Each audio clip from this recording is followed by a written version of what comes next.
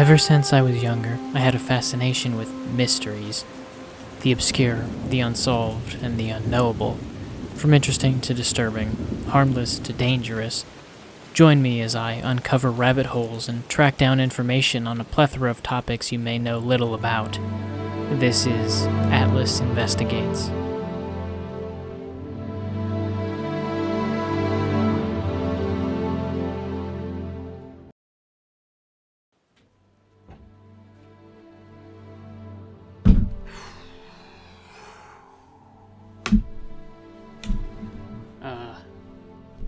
I'm back. Long time no see. I did bring the milk. This jacket is getting kind of tight on me. I hope that's because I've been going to the gym. It's been a while, hasn't it? Hello, everyone. I'm Atlas, and this is the Chronological Chris Chan Iceberg. Welcome back. If you're unaware, Chris Chan is a person on the internet that many people are familiar with or have at least heard of. He holds the title of the most documented person on the internet because of the many strange facts that are available regarding his exceedingly strange life. This iceberg was created by the user Piccadilly on icebergcharts.com and was posted on the 8th of February 2022.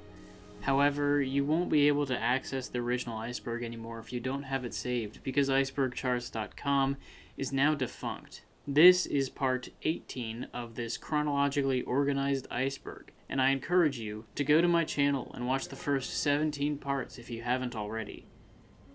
While we're on the subject, I'll encourage you to like the video, subscribe to the channel if you are interested in seeing more, and leave a comment if you have something to say. I do read them all. If you'd like to see more frequent updates from me, you can follow my Twitter, which will be linked in the description and be posted on screen right now. If you've already done all that, then let's begin. We'll be going over part of the gameplay saga, really, the finale of it, part of the Calling Out saga, and much of the second Exile Saga. The Aftermath Era, 2010 to 2014. We're starting off with a bang. Hit and run. On October 28th, 2011, a huge moment in Christory occurs. This is perhaps Chris's second, most infamous brush with the law. On this day, Chris and Barb show up to the game place because they had heard it was under new management, and thought that they would be allowed to re-enter. While this was true, it only meant that the owner had changed, not the manager. So Michael Snyder was still there and in charge. After Chris and Barb enter the store, they are spotted by Michael and escorted back outside. At this point, Chris took a couple of pictures of Michael Snyder. Now, things get a little fuzzy because of the limited info we have and the various accounts of what occurred. Chris hits Michael Snyder with his car, then apparently switches seats with Barb so that she can hit him as well. They then attempted to flee the scene, but were stopped as the police appeared. Chris and Barb both are detained, and Barb assaulted an officer during the skirmish. They would be held in jail and receive the following charges. Both of them got failure to stop after an accident, a Class 5 felony. Barb got assault on law enforcement, a Class 6 felony. And Chris got assault, misdemeanor, and trespass after forbidden, misdemeanor. In addition, Michael Snyder would file a civil suit against the mother and son duo on November 1st, following the incident, and getting bailed out of jail by Rocky Shoemaker, the pastoral counselor. Chris would send this email to an unknown troll following the incident from his point of view. I tell about us two landing in jail. During a usual yettering shopping outing with my mother, we had just stopped at the Salvation Army story on Cherry Avenue and left with a few purchases. She impulsively asked to go to the SPCA rummage sale and I ended up taking 4th Street Northwest to stop by the McDonald's there for a cup of tea to go. When at the place, now known as Seaville Game and Hobby, status unchanged on the place website, Mom and I read the sign on the window that led me to an occurrence I was waiting for. The place under new ownership, with burning it down being an alternative. So I continue ahead for the tea, and Mom asked for a smoothie. On an impulse of the newfound peace of freedom, I drove back to the place. Upon closer inspection, I read the new owner sign further, stating under new ownership of Mike and Madeline. I had thought perhaps it was another Mike. Mom insisted on coming in with me, so we did, and a few steps in, who did our eyes see in the new center counter past employee Nathan and Michael Snyder? I hid behind my mother for a moment, and Mike pointed us out the door, but before leaving, I whipped out my 3DS, activated its camera, and took his photo. Then I shouted, "For the internet!" Mom and I made our way to the van and entered it. Mike followed us out and stood right in front of the van, thinking he was Stonewall Jackson. We backed up the van some. Mike chased us. Mom took the wheel. Mike twice made his own deliberate leg scars, rubbing his legs on our bumper, banged our hood and fell backwards. We had not moved our van at either instance of him faking his falls. And more shit happened. Mom called 911 on my phone first, followed shortly after by Mike being handed a phone by someone else for him to make his call. Eventually, Mother backed us out onto 4th Street Northwest, northward, and we escaped. But at the traffic light, we were caught up by a cop car, parked at the nearby courthouse. 2 of the cop cars and us in the van exchanged the tales of the event and our driver licenses. Eventually, I was asked to step out of the van. I was about to be handcuffed, but I would not have another handcuffing, so I fought. I was pinned, and I was handcuffed. My new pair of $324 RX lens glasses were broken by them in the fight. My mother fought the police in my defense, and she was handcuffed, and I was emotionally distraught. I screamed and screamed and screamed until an ambulance came for my mother to take her to UVA hospital.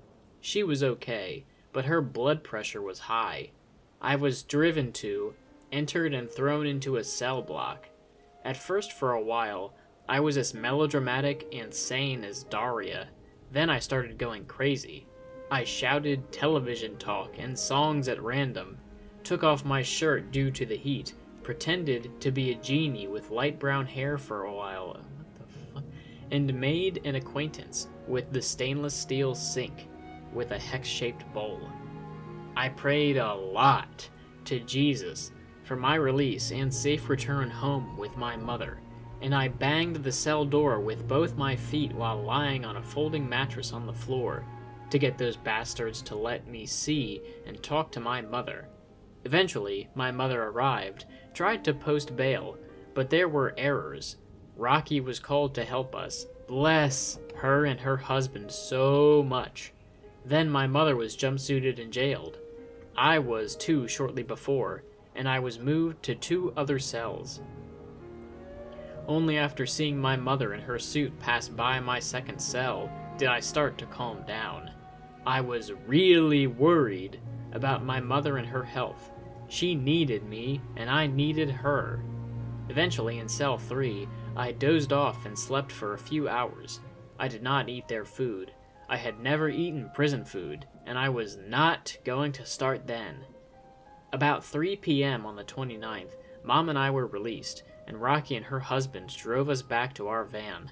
Now Mom and I each have our own courthouse dates. I'm sure Mom will only be fined, but I have the worst of cases. Mom and we are certain I will be found not guilty. It was a case of deliberate deception, with the new ownership sign from Michael, and my falling for his trap. I later printed out the facts of Mike from the quickie that night, and I found the CWC Michael Snyder interview video on YouTube. where the clown-faced troll called Michael Snyder, confesses to wanting to lure me in and land me in jail with a Pokemon tournament on the 22nd. I have streamed from my PS3 to my laptop to get an MP4 of the video, and to burn the video onto a DVD-R. With this great amount of evidence, we will find Michael guilty of being a troll/cyberbully among those who have been pestering, deceiving, tricking, blackmailing, etc. me for about 4 years now. That's the story I share with you. In strictest confidence, do not tell anyone, please. Do not ask, do not tell. Barbara and I are working diligently to deal with this. Currently, her court date is set on 12/15. Mine is yet to be determined on 11/7, but it'll probably be on the same day as my mother's. We have also been blessed with connections from Rocky at my church to have Robert B. Bell, delegate, Republican, Methodist Esquire, to represent Barbara and me in both of our cases. It may help to have you come in for support on my trial, and as a character witness. I will send you an update later on. Stay safe. Christian W. Chandler. Thorg Q&A. Like numerous other trolls, Thorg, the mastermind behind the Calling Out saga, held a Q&A session in which he gives some of the behind-the-scenes knowledge he has in November of 2011.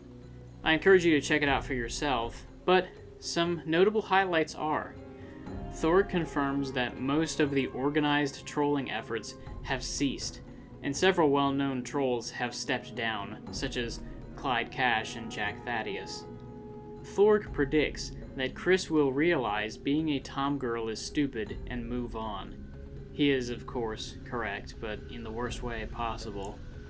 He says that he has no idea who pushed Chris to be a tomgirl, says he thought all the Casey phone calls were very annoying, and gives this interesting thought on the morality of trolling Chris. Rob Bell. Due to the Chandlers' new legal troubles, they felt the need to hire a lawyer to represent them in court. So, instead of the money that Bob had left with them after he died, paying off bills or taking care of basic needs like food and clothing, Barb decided to spend a considerable sum on hiring Rob Bell, a lawyer and then member of the Virginia House of Delegates. The consequences of blowing the money in this manner will become very apparent later down the line. Rocky Shoemaker call. A troll posing as a court-appointed psychiatrist would call Chris's pastoral counselor, Rocky Shoemaker, on December 8, 2011.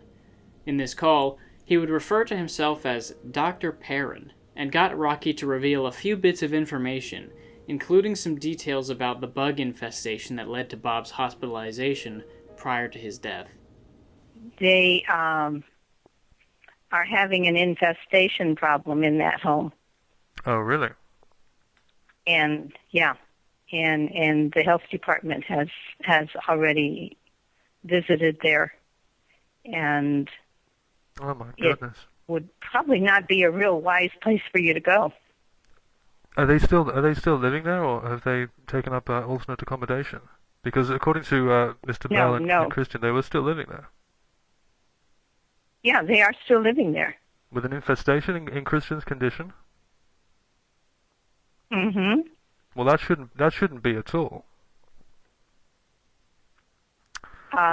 No, it shouldn't. And the social services and the health department have been a part of that. Have you spoken with social services yourself? Because we've yet to speak with them. I have not. I have spoken with health department people.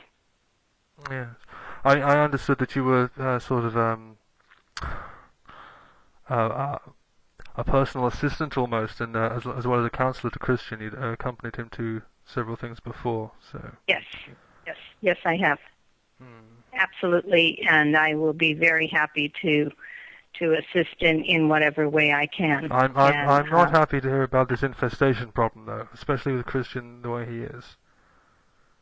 Is there any chance that you could sort out some kind of alternate accommodation? Do you have that kind of services at your disposal? Certainly you could meet at the church. No, I meant for actual accommodation for Christian. Oh, that has to be handled through. He's not requesting anything alternate. No, and I any decisions like that have to come through social services, and that has been a long history as well. That's why I was recommending that perhaps if you had a sort of a church outreach program where you could offer temporary accommodation just until the trial is finished with, maybe Christian would be willing to go along with that. Because I understand that he doesn't want to move from his residence, but I also understand that an infestation is a very bad thing at the moment, especially with everything that's going on. So you might want to recommend something. I don't know. This has been a situation ongoing over many months, and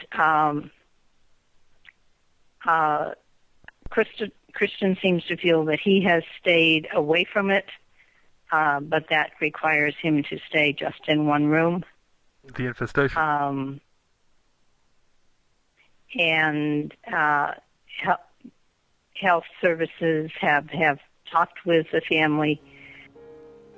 Return to Facebook.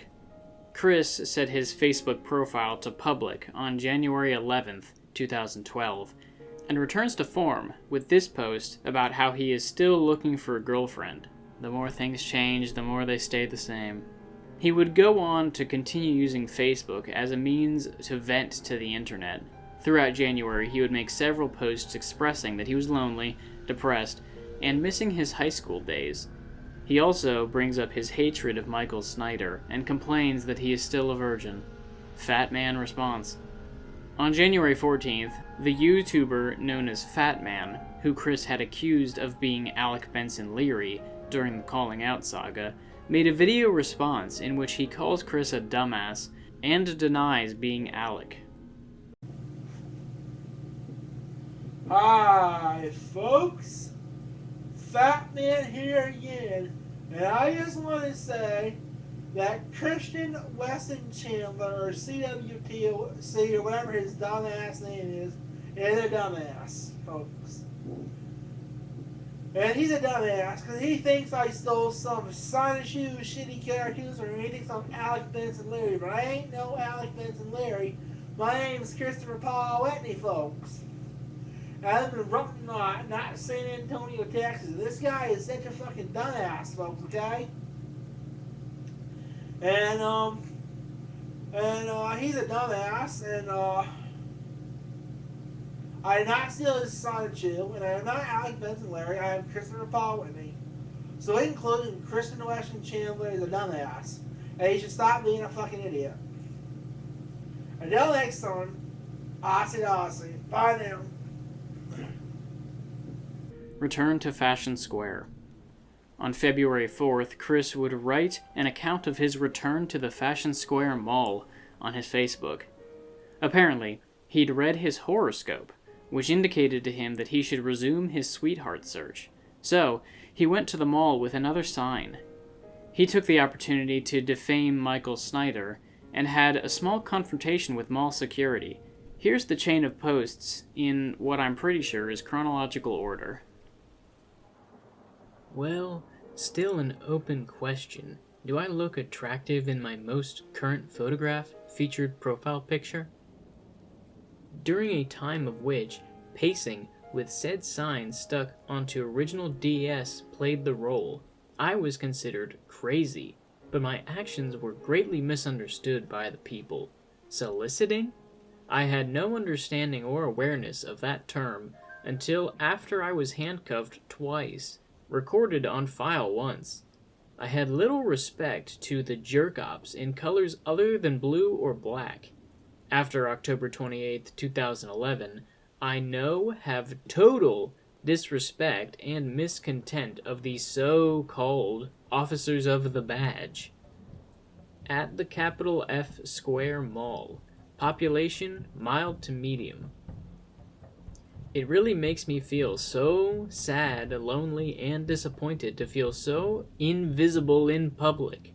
I could just stand in walking traffic, and I would only be overlooked and walked through like a ghost of sad, lonely pasts. I mean, anyone can feel sorry for somebody who is worse off, but do they actually do anything for that person? The answer is no. Another thing that makes me sad. This Charlottesville community is full of ignorant, uncaring, snooty, snobbish, corrupted people. Time and time again, I saw very little success in affection. If good looks attract the opposite gender, and if I have such a good-looking, kind face that may be even considered remotely attractive, I would have attracted my woman right away, and I would not feel so crappy and miserable today. I am not looking forward to turning 30. It reminds me of countless times I hung out here from 05 to 07 in the enduring days of my sweetheart search, during most of which I resorted to a method of attraction that I learned later made me look retarded, having a sign by my side stating, "Number-year-old male searching for an 18 to number-year-old woman." February is coming up. My birthday is on the 24th. I'll be 30. Still a virgin. I mean, most people lose their Virgin Marys before 21. My mother lost hers in her high school years. My father lost his at the age of 27. The 40-year-old virgin. Damn it. Abstinence is a very crappy joke. It only leads to growing emotional pain over the extended time. Alex's lemonade stand. Possibly one of the few actual good deeds Chris has ever done. This was a charity event that he participated in during February. He set up a lemonade stand, which he titled Quickville Helps, where people could donate money to the charity through the purchase of lemonade in order to raise funds to combat cancer. Some people could donate money and leave a message. Here, we see what is supposedly the final confirmed appearance of Clyde Cash, who donates $10 and leaves this message. The Hunt for Megan. On February 18th, Chris posted a Facebook message asking for the current whereabouts of Megan Schroeder, his one-time friend and former love interest. He believed that the smear campaign against him at the gameplay started with her, and he wanted her to be brought before him, his mother, and his lawyer for questioning regarding this. He also then proceeded to post her last known full address on Facebook, which I'm obviously not going to show. You're always pretty. This is one of the videos leaked by the YouTube channel The Quickville Library, at the same time as the dates between Chris and the blow-up doll standing in for Jackie. In this video, Chris is filming himself and Barb eating at a local McDonald's at a time that is estimated to be between October 2010 and September 2011. During the video, Chris makes small talk between himself and Barb, and also makes a few very strange comments toward her. Oh. Yeah, You got your digital camera. yeah. Just a little something there. What are you going to take pictures of? Just you. Oh. Because I love you. Oh, okay. Yeah. Yeah. So, are we having fun today? Are we having fun right now? You're eating. Okay. You know you're very pretty. You're always pretty. You know we're going to get on the street and we're going to have fun. What? Yeah. The shirt I picked out from Goodwill the other day. Yeah. I am free as a bird, and this bird you cannot change. Enjoy your food. Yes. I need some sex.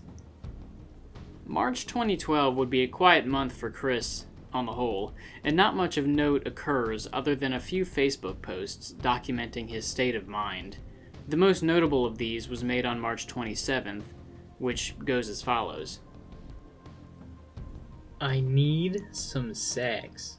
I am no different from everyone else on that topic. I get horny. I think about it often. I'm dreaming of inserting my rod A into female slot V, followed by some lost genetics. Being an adult virgin sucks. Abstinence is a joke. I am lonely. I am tired of being ignored and overlooked in public by women. I need some sex. A 30-year dry spell. I would invite you over, but my place and my life is still a mess. On March 31st, another post would be made in which Chris worries about his upcoming court date and laments that he doesn't want to die a virgin. My court date is coming up, and there is a risk of me either having the charges from Snyder dropped or me landing in jail. And if my destiny is jail, I will starve myself. I do not want to die a virgin either. I need help immediately. Please send her my way in person. Time for polite conversation and getting to know optional. Virginity Lost. On April 4th, 2012, an unknown person would send Chris to a website known as Backpage, a site similar to Craigslist, where he could find a prostitute. Apparently, Chris accepted this service and paid $150 to lose his virginity. He then made the Facebook post, quote, "I am not a virgin anymore," end quote, though he would later delete this, followed by sending a full account of the encounter to an unknown party, which reads as follows. Bit of an addendum here. It looks as though the person to whom Chris told this story is a gal pal by the name of Renee, who was played by Thetan, the same troll who impersonated Chris's old high school friends to get information out of him. So this is who he's talking to. The Lunar has finally launched. Christian Weston Chandler to, well, I am no longer a virgin, smiley face. I will tell only you the story. I want you to keep it most strictly confidential between just you and me. Although if and when I finally do get a girlfriend who stays with me for a long while, I will inform her about it as well. I will be deleting this email from my side of the mailbox after copying/pasting the text onto a notepad file backed up on a memory card. I arrive at the predetermined destination of the intersection of 29 and 250. Therein lies over 4 hotels, including the nearby English Inn. I stay assumed with the Days Inn. I try again with Riley, and I shot for Christy. Riley did not answer at all. Kristen stated, "I am very busy now." So, in my cell contacts, out of the ones you have provided for me from the back page, I call up the one I had assumed as a long shot because of the enclosed image of a company logo on her page, the one called Mia Hamm. Hamm is not her real last name, and in my humble opinion, it does not do her justice. She deserves a better name than that. She answers, I introduce myself, told her I found her on the back page. She sounded mature in her voice, down to earth. I was in the Days Inn parking lot. She confirmed she was in 338. I arrive at her door and knocked 3 times. It's about 4:30 p.m. She opens and invites me in. Unexpectedly, but not surprising, I was also greeted with the smell of aged smoke. She had done the weed. I complained a little, and I sniff up a small handful of hand sanitizer. It quelled it down for me. Mia was very nice, likable, and down to earth, and she was 24. I forgot to mention she greeted me in a black lace negligee. She had an average figure. Her breasts were a C. She had a lip ring bauble, tongue ring bauble, and ring baubles in each of her fine nipples. We casually stripped for each other. We communicated good throughout. She was fixed, but she insisted I be protected as well. She offers me a green, apple-flavored condom. I lie on the bed naked. She was naked. She had the condom in the edge of her lips. She mouths it onto my most erect penis, and she gives me a very good BJ. Her tongue bobble was a very delightful and stimulating bonus onto my hard one. As she blows me, I place my hands on her shoulders. After she was done, she laid beside me. Her pussy was wet. We handled each other. Her vaginal opening felt really good, and I found her clit, yet she was very clear about me keeping my fingers outside. I respected her request. Then we roll into each other. We make out, no tongues, with peckings and open mouth. We touched each other. Her skin was very smooth. My 5 o'clock made my chin a bit rough. Her long, black hair was silky, smooth, and shiny. Her blue eyes smiled at me, and so did she. I gave her a sample of my strong-handed massage that my mother enjoyed in the past. Mia really liked that. Then, I felt and informed her that I was ready to go in. I requested cowgirl with possible missionary later, but that did not happen. Her pelvic thrusts were amazing. Her pussy was tight, even after pushing 2 daughters out of there 3 years ago. And I supported her thrusts with my hands on her knees, weaving back and forth. I also gave her breasts a good thrusting. I felt her front pelvic bone, which really made the top of the game.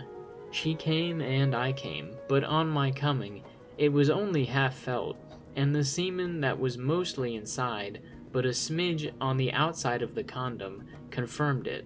Then I washed my dick with a washcloth I brought with me, and dried it off with a towel I also brought. I was really satisfied. Then we conversed the rest of the $150 hour. It was very pleasant. She is a mother of 2. They're staying with her mama. Papa Bear ditched Mia. It is very sad. She goes from town to town, and she is getting education for a better future along the way. Her individual escort service is a quick spot of cash for her. God bless her and her family. I also told her a bit of myself here and there, including the trolls/cyberbullies. Mia is also half Cherokee, so that was an unexpected good bonus. I told her a few funny bits, informed her of what I knew of the weed from Family Guy in that one episode of South Park, Medicinal Fried Chicken. We had a few good laughs. Then her clock chimes, alerting her that her next appointment was arriving. So we hugged another time, and I got out of her hair. I promised I would call her later. I did, about 6:30. She had already finished with the next fellow. He was a disappointment to her. His was smaller than mine, a wiener in a hallway situation. She really enjoyed my dick and my personality. I pray the best blessings for her and her daughters. Plus, I may well likely see her again another month when she's in town, and if I'm not in jail. The whole thing felt natural to me the further it went. I was also surprised that I did not have a premature ejaculation. It was awesome, pleasant, and so good. Worth it. Only you, until my girlfriend comes around, knows the story, but as for everyone else, all they will get to read from me is, I am not a virgin anymore. Talk to you later, and stay safe. Christian Weston Chandler, April 4th, 2012. Side note, right before, on the radio station Z95.1, Katy Perry's Teenage Dream played. And right after leaving, Kelly Clarkson's Stronger, What Doesn't Kill You played. So appropriate, and the best combination for the occasion. Smiley face. On April 8th, Chris would make a private Facebook post revealing a few more details. I have been in a good mood a lot lately, because I finally had sex, so I'll divulge a couple of details. I mean, seriously, I literally awake, and the first thing that comes to mind is the occasion, and I am smiling for hours. She was a very nice and sweet early 20s woman, and even better, she's half Cherokee. We've hit it off from the shared characteristic of being good people, and a very delightful and pleasant conversation. We exchanged phone numbers, and we did it in her room. I put together a nice gift basket for her to show my appreciation. Aside from me and she, only one other very trusted friend who led us to our meeting knows the full story, and in the future, the other person who will learn of it is my sweetheart-to-be, Winky Face. If you really want to know, you'd have to stay with me for a long while and more. Oh, I forgot to mention, she really enjoyed my dick. It was so big and good that it put the last dude she was with to shame. Her words.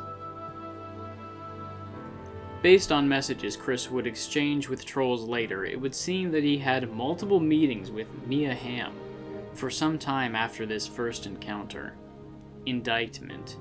On April 16, 2012, Chris and Barb would both be indicted on felony charges in their court case, and their arraignment would be set to take place on July 10th. CWCki Forums.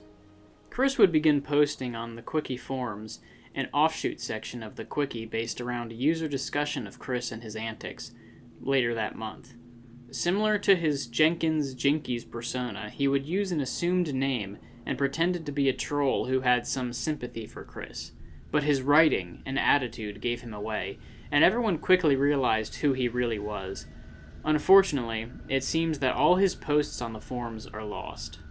Clover and Snoopy. On May 12th, Chris posts a few photos showing the pair of beagle puppies that he and Barbara had gotten from a puppy farm, which they named Clover and Snoopy. Depression. On June 28th, Chris makes a post on Facebook documenting the decline in his mental health. He is so stressed and sad that he uses his toy Megatron gun to shoot himself in the head, symbolizing his feelings. The Kim he is referring to is, of course, Kim Wilson, and Anna is Anna McLaren, Chris's old friend from the mall. The following day, he would make a much lengthier post, going into more detail about his state of mind, as well as a few current events. Damn Michael Snyder, and all of those who have made me further ill from unnecessary stress. I found it difficult to get up as early today, because of how hot it is today.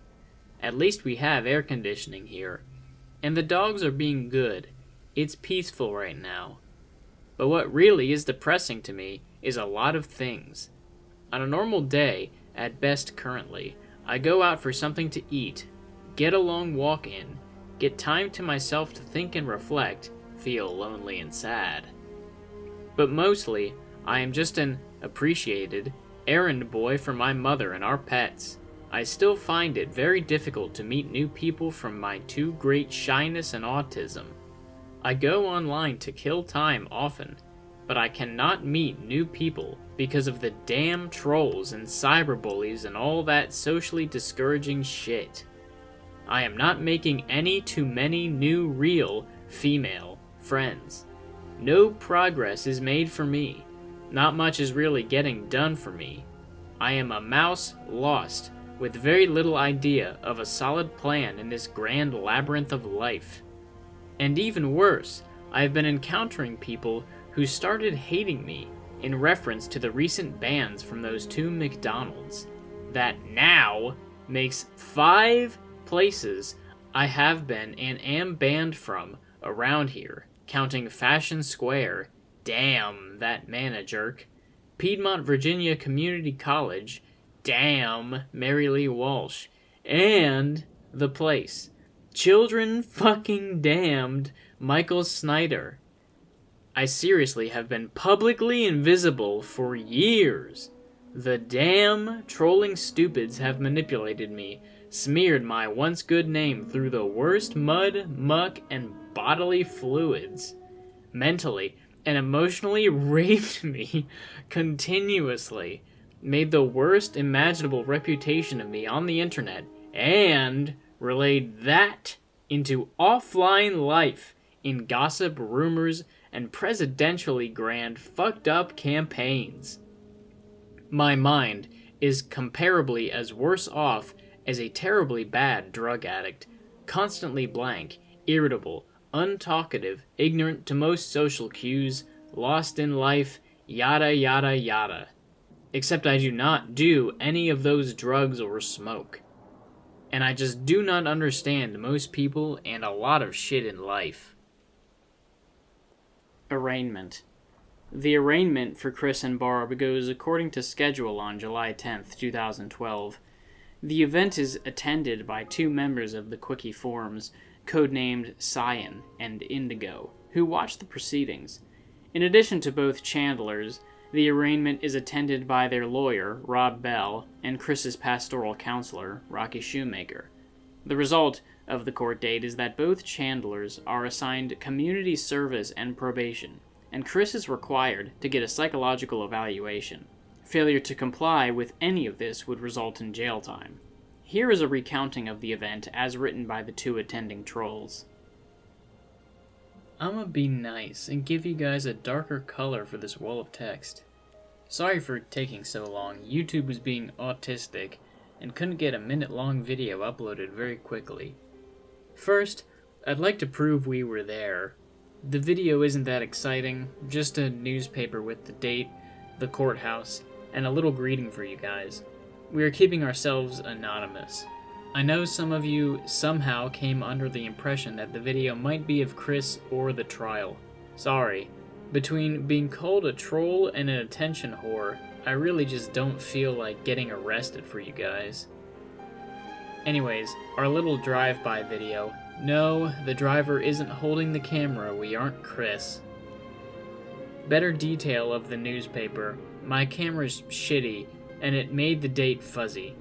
Luckily, it's still easily recognizable as the same newspaper. And a screenshot of passing the courthouse so you can clearly see where we are. Should be at 15 to 16 seconds.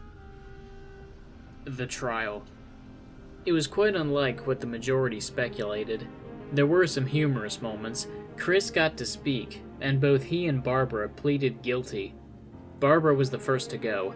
When the judge began asking her the usual questions, such as, do you fully understand the charges you face, Barbara asked if she could have Belle answer for her. The judge wasn't very patient with her, and Barbara seemingly attempted to protest. The judge sharply told her, these questions are between you and me. You have to answer the questions yourself. Barbara simply answered yes to all of his standard questions, pled guilty, and sat back down. On an unrelated note, she seems to have lost some weight. She isn't a very large woman. The prosecution got to have a speech before it was Christian's turn to take the stand. I can't remember everything they said, but the important parts were that Snyder didn't want Chris and Barb to be stuck with a felony charge. There was another witness that called the police, the manager of the nearby stables, and he hoped that the plea bargain would be accepted by the judge. Belle took a turn to speak, and wanted to formally introduce Chris to the judge. He surprisingly introduced Chris as highly functionally autistic, which is an outdated term and not part of the autism spectrum.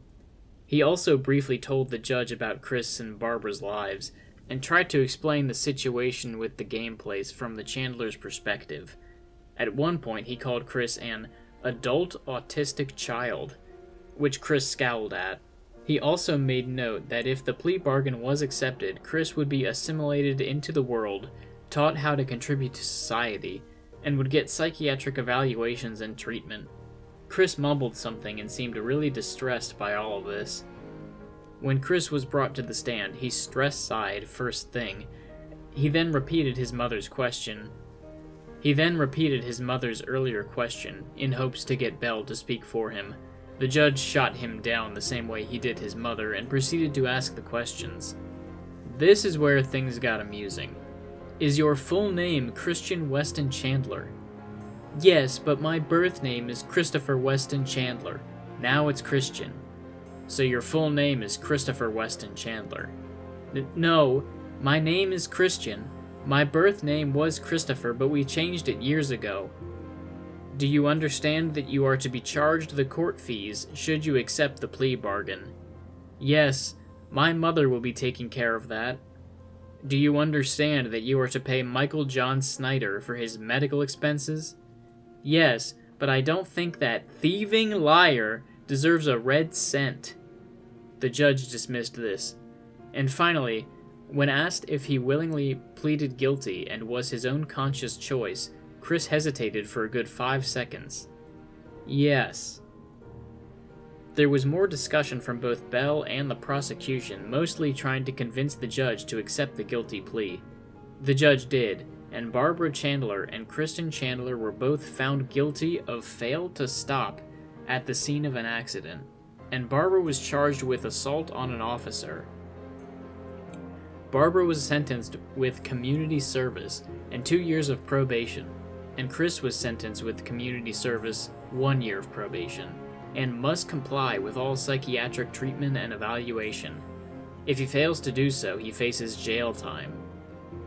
There's more details jotted down, and Indigo remembers more than I do, so you can expect a more detailed post from her, probably on page 6. I'll update with some detail of the October 28 incident, assuming the quickie doesn't have it, tomorrow when I find my notes. A few answers to other questions. If I paid the bill that comes with phones that access the internet every month, I probably would never have leftover money, and couldn't afford this trip. Also, like hell, I'm taking my laptop to VA to leave it unattended in my car while I sat in the courthouse. My car is also not equipped with internet access. I don't know of many cars that are. I couldn't get photos of Chris or his car. The Charlottesville area around the courthouse is actually quite busy, and there aren't any parking lots adjacent to the courthouse itself. Chris and Barbara could have parked anywhere. Besides, getting photos or video of him or his car could have put us at risk of being charged for stalking. The court members know of his internet infamy. The Charlottesville Circuit Court doesn't keep real-time transcripts, and the ones they make upon request cost money. If somebody else wants to contact them and get the transcripts, I'm sure they'll eventually have them available. Edit. I totally forgot that most of you guys don't know this. Snyder did get hit with the Chandler vehicle, not once, but twice. Once by Chris, and then again by Barb when they switched places. That's why they both have the fail-stop felony charge. As Cyan writes the master post, I will type this out. My account of what occurred. We felt that both of us should describe it, as we both noticed different details just as we noticed the same ones. When put together, both of our stories should give you a fairly clear image of the trial. Initial observations. Our dear Quick looked absolutely miserable to be there, his face set in an almost cartoonish pout. He was only sporting some of his now signature Tom Girl look. The hair and makeup, restricted to light lipstick and eyeshadow, were present, but the clothes he sported were slacks and an unremarkable flannel shirt. I would probably be right in guessing that his subdued physical appearance was at the insistence of his lawyer. Barbara looked as though she had lost significant weight, and another older woman was with them.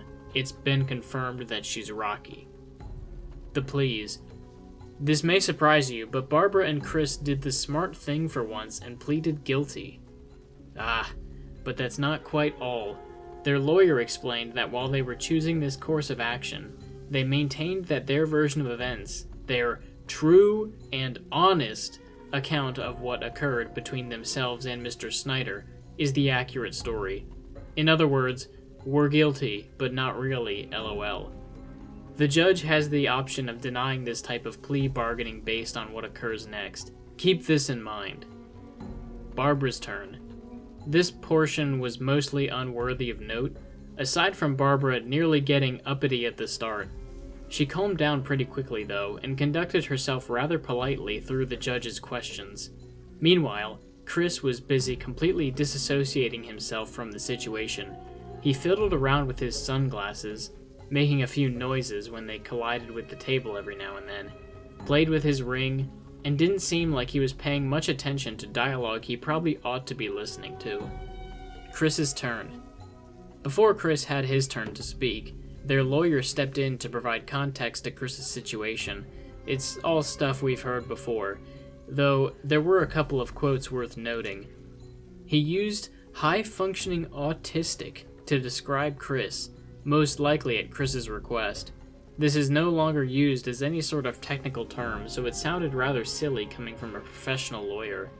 Not long afterward, he goes on to describe Chris as an adult autistic child. This drew a notable reaction out of Chris. He went so far as to change his facial expression from severe pouting to as close to outrage as he dared show. He nearly interrupted his lawyer, but must have thought better of it, and quieted whatever he was going to say into an unintelligible mumble. Finally, it was Chris's turn to answer the routine questions given by the clerk and the judge. Chris, due to not paying attention earlier, asked if his lawyer could answer on his behalf. He was met with a reminder that no, in fact, you have to answer all of these questions all by yourself. Perish the thought. After the clerk finished her segment, Chris had the gall to interrupt the judge just as he was getting started with his round of questioning. Despite the rough start, Chris got the hint and kept his responses to yes and no, and did fairly well answering them quickly. That is, until he was asked if he had pled guilty completely of his own free will. There was a long pause before he finally remembered that the correct answer was yes. Looks like he needed more rehearsal time to me. Oh, and that's not all. Things got interesting when Mr. Snyder was brought up. Chris was asked something along the lines of, "Do you understand that, by pleading guilty, you must pay the agreed amount to Mr. Snyder in damages?" Chris confirmed that he understood, and then went on to say that, in his opinion, that thieving liar doesn't deserve a red cent. Oh yes, folks, I kid you not. Our beloved mayor of Quickville committed public slander in a court of law. I expected a harsh reprimand for such egregiously bad behavior, or perhaps even for his plea bargain to be denied. But alas, the judge pretty much let it go and continued on. Well, another free pass for Chris brought to you by the autism card. The aftermath. The rest is pretty straightforward. The prosecutor, defense lawyer, and judge discuss the conditions that Barbara and Chris must comply with, whilst Chris gives an exaggerated, disapproving shake of his head whenever Mr. Snyder is brought up. At one point, the lawyer suggests that Chris could start giving back to the community in an effort to reintegrate himself into society. The look on Chris's face is priceless. That's pretty much it. We couldn't obtain transcripts, as they don't provide them on the day of a trial if the trial in question is not a major trial or an appeal. If you want to obtain your own copies, you'll have to send in a request to the Circuit Court of Charlottesville and pay a fee. On July 20th, Chris would make a Facebook post in response to the Troll's write-up and attempt to clarify a few points. Yep, the Trolls know most of what went on in the courtroom yesterday. It is confirmed that 2 of them were in there, going by the online names of Cyan and Indigo. Rob recognized them both, and informed them that their trolling stupid presence is noted and known. I have also found their transcribed personal reports on the CWCki Forum, and they have a 23-second video on YouTube of them driving by the courthouse and holding up the day's New York Times paper titled Cyan Indigo, same as their account name, and they quoted me in calling Snyder thieving and lying. I had actually said bribing and lying. Anyway, we all know of them, and they will be brought in regardless of currently being in or outside of Virginia or even the United States of America. eHarmony. In another attempt to attract women to date, Chris would create an eHarmony profile in August of 2012, though it would, of course, not get much traction aside from an obvious troll or two. Interestingly, he lists his occupation as artist, which is amusing considering he's never received a single penny for something he's drawn. On August 27th, he would make a Facebook post complaining about his dating struggles and more depression. I'm okay, just faring well. My mom, dogs, and I all have our good health still. I did not want to sound like a cry in the bucket, by repeating myself with how I feel emotionally.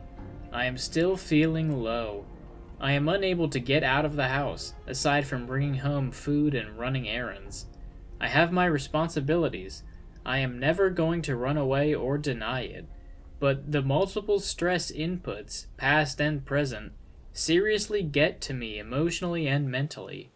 And no woman is contacting or replying to me and my paid membership on eHarmony. Constant boredom and loneliness is daily to me, and all I can do is wait with low faith in my future. I wish I could travel back to 1999 and make me and my family stay in Midlothian to change my future for the better. How is this my life? Sigh. Anniversary post. On September 11th, Chris would make another Facebook post covering his state of mind and lamenting that it had been a year since the passing of his father. Twilightlicious. Very little of real note occurs until February 25th, 2013, in which Chris watches a YouTube video featuring Tara Strong, the voice actress who plays the character Twilight Sparkle in Chris's beloved My Little Pony: Friendship is Magic. Chris makes a Facebook post that is very critical of this video's promotion of trolling, which reads as follows. I fully understand the video Twilightlicious is nearly a year old now, but in due reference to my recent post about Smiley, I feel compelled to comment on Tara Strong's, voice actress of Twilight Sparkle, contribution towards promoting internet trollings/cyberbullies, and I wish my full post be forwarded to Miss Strong's full attention post-haste. While I do respect her voice acting in MLP FIM, and she does a good job portraying Twilight, I feel distraught in hearing her voice not only promoting trolling, but linking Twilight with the act, even as to dare mark the now Alicorn a mascot for trolling. As a lot of people are aware of me, I have been a grave victim of trolling for over 5 long years. I have been emotionally and mentally scarred by the trolls' deceptions, lies, blackmail, slander of my once good name, and so forth. Now, I am like a black sheep of the world for the wrongest of reasons, and people are afraid and misunderstand worse of me and of who I am and was. So I address you, Miss Tara Strong. Did you have any knowledge or acknowledgement of what trolling was and is, and how these horrible people have and continue to mentally and emotionally damage innocent people with their twisted, sick, demented, and evil ways alongside Anonymous and 4chan behind the veils of the internet? How do you stand in the name of protecting innocent people from being emotionally and mentally damaged from such bullying? And what were you thinking at the time when you recorded your voice for Black Griffin's meme, which obviously depicted and promoted trolling? If you had absolutely no regard to the consequences of the people, including myself, who were, are, and have been the tragic victims of the bullying trolls, then I see a lot of disappointed Twilight Sparkle fans and bronies ready to boo at you. Please prove my theory wrong, and make a statement directly from your person, and in the good name of Twilight Sparkle, Bubbles, and all of the characters you've given your voice to. Sincerely, Christian W. Chandler, Ruckersville, Virginia, USA. This actually got enough attention for Tara Strong herself to respond shortly thereafter. I don't think I've seen anyone put an ugly spin on something this outrageously for their own attention. Anyone who follows me knows that I'm on a huge anti-bullying platform, and even wrote and produced a song about it. All my twolling, as we on Twitter call it, is completely adorable and makes people smile. Christian's article makes me angry and disappointed. Hope I never meet the guy. Madicon. On March 9th, 2012, Chris would attend an event called Madicon in Harrisonburg, Virginia, after being invited by Kim Wilson. He would spend the day with her and her friends, receiving his first bit of real positive social interaction in a long time. His good mood would not last long, however, as he would discover a day later that one of the pictures he'd sent to Jackie had been featured on the MTV show Philosophy, prompting him to write this Facebook post. I had no ill will against MTV. I enjoyed the women in Undressed. I like Daria. The dating game show was fun to watch. And to put them way at the bottom, Beavis and Butthead were so stupid, it became crazy funny. I have been the victim of trolling/cyberbullying for the past greater than 5 years. I get that whatever gets onto the internet is near impossible to remove. And now I find that among the shit I was trolled of, this one photograph, which was taken for a woman years ago, gets compared with a literal meathead and a plush head, and is made available on iTunes for $2. From the one woman's words, Jamie Lee, I don't know what is worse, that she would not date me, or that she would put me in jail over a freaking couch.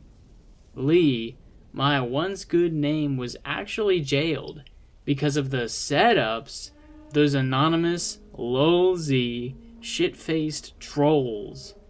At least I was more clean, sexy, and gung-ho than either of the ugly, grimy freak shows I was compared with. If I did not have a very good day beforehand today, I would seriously be calling my attorney on your damn show's ass. More Facebook posts. These next few posts aren't exactly significant, but I do find them pretty funny, so I wanted to include them. Chris would write a Facebook post on March 18th, saying that he found it creepy that other male autistic people look similar to himself. And later, on March 28th, he would write a post complaining that the Supreme Court was considering legalizing gay marriage, while simultaneously saying that he supports lesbians. Epistle. On March 30th, a letter sent by Chris to his pastoral counselor, Rocky Shoemaker, would be leaked onto the Quickie. Chris expresses that he no longer wants to attend his current church for some time, and that he was dissatisfied with the direction the church was heading with a new reverend. He wanted this printed out and read to the congregation so that all would hear of his woes. I'm sure everyone was very sad that he would no longer be around for a while. Please print in multiples and share this message with everybody at church. I, Christian Weston Chandler, will not be attending church for a long time. I feel that ever since Reverend Elizabeth Foss left our church, it has greatly gone downhill for me. Ed Winkler banned me from the church for a month. He has banned me from speaking my piece during the sharing of joys and concerns, and from that I have felt unnecessarily silenced. I also feel my meetings with Rocky no longer have much effect on me or my life. My life continues to be at a disappointing standstill of sadness, loneliness, and great stress. Only the people way older than me ever do so much as greet me, and I have very little to share in common with any of them. Nobody even close to my age, or even in their 20s, gives me much to do or include me in their conversations. Aside from that, I am hated by a number of people for reasons beyond my full understanding, because I always tried to be a good and nice person for a long time. And in public, I am constantly overlooked, ignored, or ostracized by everybody. Even speaking out gets me absolutely no attention. I continue to be paranoid of most everyone, because of them likely being among the internet trolls that still continue to haunt and taunt me. I am still long desperate for a woman to be my sweetheart. I am tired of being single, dang it. I continue to serve my family the best I can, and I continue to feel sad, depressed, and lonely. My heart feels numb, and I am forced to keep a great emotional distance from everybody outside my house and home. I am an autistic, mental, and emotional mess, and there is very little I can do to help myself beyond my knowledge. And God sees fit for some hate-filled reason to continue to curse me as a jinx. And so, the church is not helping me much in my life, mentally or emotionally, at all. So I will not be coming back for a long time. Sent for my iPhone. Stay safe, Christian W. Chandler. Idea Bookcase. On May 19th, Chris makes a Facebook post sharing a strange device that he calls the Idea Bookcase, which consists of an iPhone, an iPod Touch with a shattered screen, and a pair of wired headphones held together in a protective casing by copious amounts of duct tape. This was meant to keep all of Chris's devices together and prevent them from getting dropped and damaged. Here is the self-aggrandizing post about it. Necessity is the mother of invention. I am glad I crafted the idea for my Idea Bookcase, photos taken with new iPod Touch 5th generation, out of duct tape. The front and back covers are lined with bubble wrap. The inner spine loop can hold as thick as a charging cable or most pens.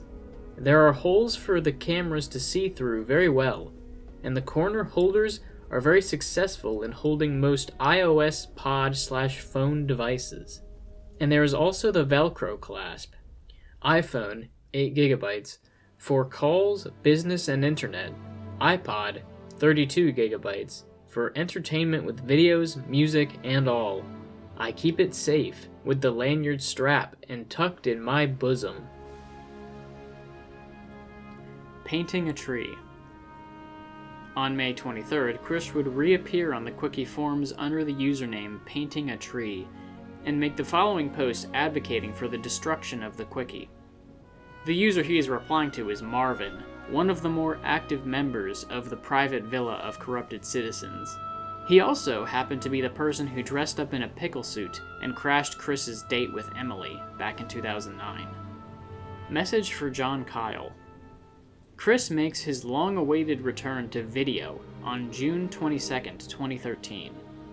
In this new video, addressed to the musician John Kyle, Chris expresses his disappointment and anger that he and Barbara were not being invited to the wedding of Cole Smithy, his half-brother.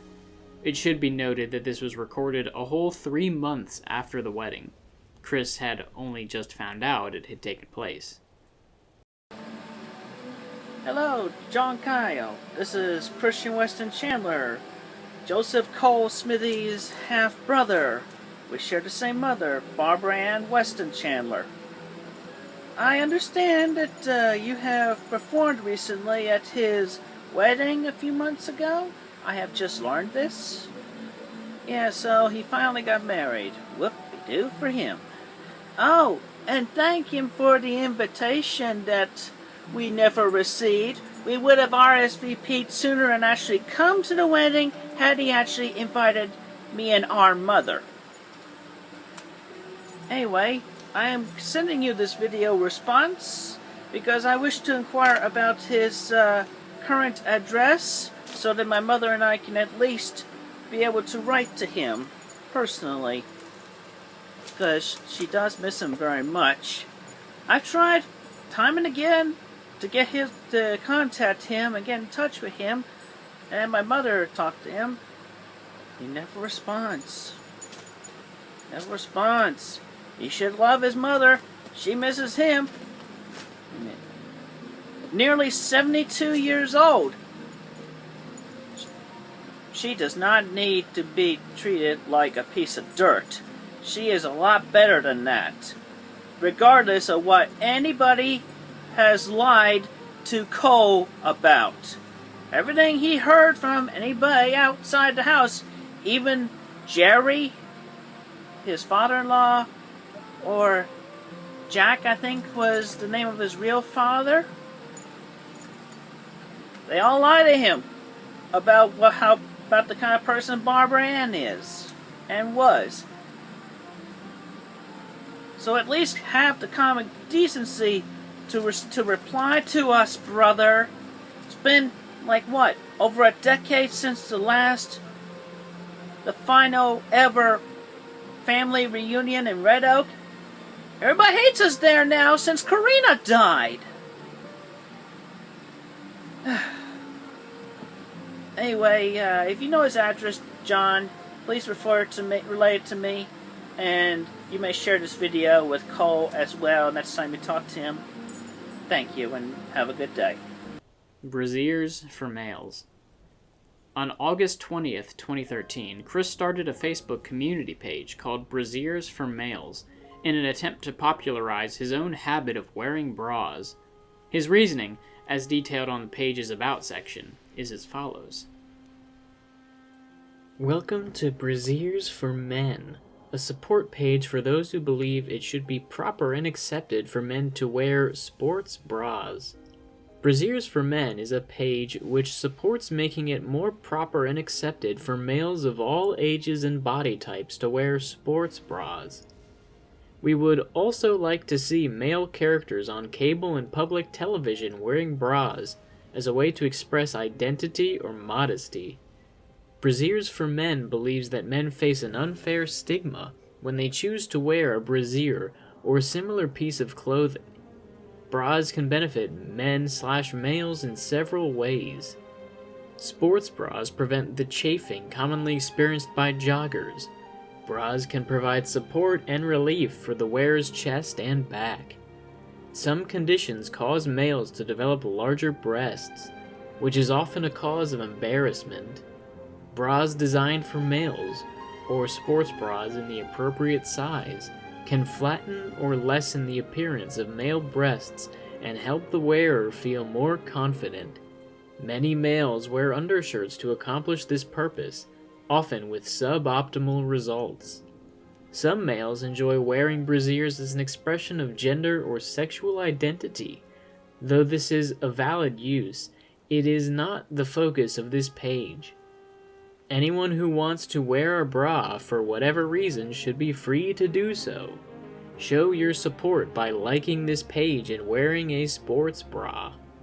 The Brassieres for Men Facebook page was founded by Christian Weston Chandler, a note from the founder. I started wearing sports bras a few years ago. As we grow older, regardless of how much we exercise, the human male will often have breasts that could fill an A or B cup. I myself am a 42B cup. Jokes have been made about them, even by Seth MacFarlane, but male breasts are not a thing to laugh at. Thank you for visiting this page. Please like and share your own experiences and thoughts. As you might guess, the page didn't get much traction. Manchester High Reunion.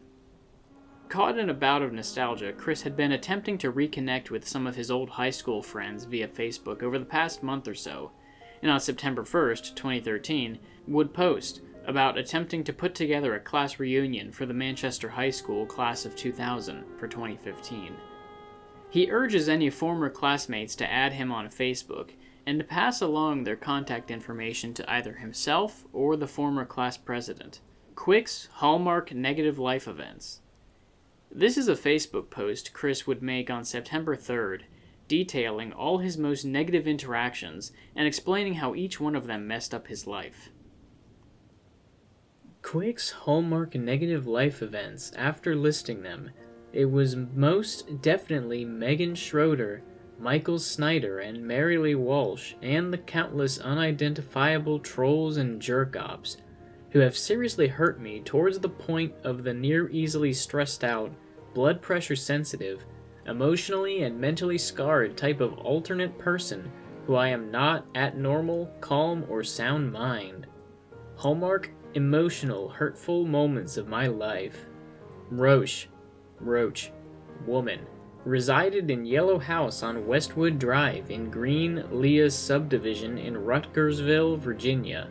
Locked me in a room all alone with nothing but toys. Initiated my speak stopping at 1.5 years old. Nathaniel Green Elementary School. I was pinned to the floor by 4 to 5 teachers/counselors. My screams were tape recorded. Got a red mark on my neck from that. Principal tried to sit me on his lap in an attempt to molest. I jumped off and hid under a desk. All of the court actions that arose prior to moving to Chesterfield County. Providence Middle School. Verbal bullying from a handful of students. Dragged to principal's office by the ankles for something I did. Manchester High School. Mrs. Lori Jones emptied my locker. I felt violated and squirmed on the floor. Graduation time. I only got a star pin for my grades, no awards for my talents. Between that and leaving the best circle of friends I ever had, along with leaving the best days of my life behind, I shook no one's hand and cried a lot upon receiving my diploma. Plus it was raining heavily that graduation day. Piedmont, Virginia Community College. English professor banned me from his class for overreacting and not comprehending the assignment. Plus he had a thing against autistics on my 21st birthday. Really made me feel sad. Sometime after starting my sweetheart search, Mary Lee Walsh overreacted. Her actions made it obvious that true love was illegal in the state of Virginia, or at least Charlottesville. She banned me from PVCC to seek psychiatry and anger management before resuming to get my CAD degree. Years later, after I apologized for making her out to be a witch, she permanently banned me from PVCC. Ongoing sweetheart search. Fashion Square. Damn jerk-ops handcuff and drag me to their quarters for emotional hurt and abuse. OSS. McD at Walmart. Managers piss me off on telling me my search was solicitly illegal. Brought in a damn jerk-op. Chased me off. OSS. Target. More managers piss me off on telling me my search was solicitly illegal. Jerk-ops dogpiled, injured and handcuffed me, dragged me to their quarters. Place. Megan Schroeder toys my heart, cons me of favors from eBay shopping, my Sailor Moon uncut DVDs, and a Zune. Later would institute online hate campaign against me with Michael Snyder, Daniel Mims, and Lucas White. Snyder bans me from the place in overreacting. Makes it worse by setting up to become new manager, bringing in other nearby people with bribery to have me and my mother arrested. Spent an insane, emotionally abusive / molesting night in their jail, and the court actions still go on. Online. Numerous trolling / cyberbullying cons, blackmail, lies, deceit, treachery, etc., etc., etc.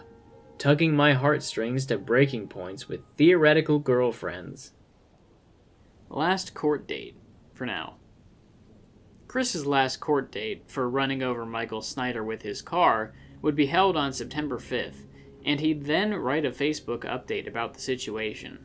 Lucky for him, his felony was reduced to a misdemeanor, his sentence was suspended, and he was forced to pay a $247 fine. Surely he will have learned his lesson and will stay out of trouble from now on. Right? Response from Megan. Throughout late September and October 2013, Chris would make a series of rants about how much he hates Megan Schroeder and that he believes she is responsible for the trolling against him. This includes a post where he shows a Lego figure of Megan, which is housed in a clear container, along with figures of Michael Snyder and Mary Lee Walsh, which he shakes sometimes when he's angry, like he's attempting to curse them with voodoo magic. On October 5th, Chris would receive a message from someone claiming to be Megan, though this is likely a troll impersonating her. It reads as follows. I didn't conspire to destroy your life. You did that enough on your own, with your ridiculous webcomic and your war against ED. As for the touching thing, I don't like being touched by men who aren't in a relationship with me. And all those things you did for me, I thought you did that because we were friends and I was grateful. Do you know how much of your crap I put up with? The touching, the rants, the being creepy, all that. And I didn't fake romance, that was real. Christopher wasn't gay, and how did that send you into mental shock? Did you believe I was yours or something? You were already an internet phenomenon, long before I ever came into the picture. I never set up that ED page. It wasn't me who told Mims and Lucas to do stuff. I didn't get you banned from the store, and I sure as hell am not responsible for the death of your father. Do you know how bad that picture made me feel? It scared the hell out of me. You are the one who should apologize. Didn't you consider me a sweetheart? Well, for all your other sweethearts, you made those stupid videos. So if I still mean so damn much to you, why don't you make a video apologizing to me, and maybe, just maybe, I'll consider emailing Lucas and telling him to take some stuff down. Scabies. In a Facebook post on October 14th, 2013, Chris, for some reason, decides to once again acknowledge the disgusting living conditions that he and Barb exist in by revealing that she has been blessed with one of Grandfather Nurgle's many gifts.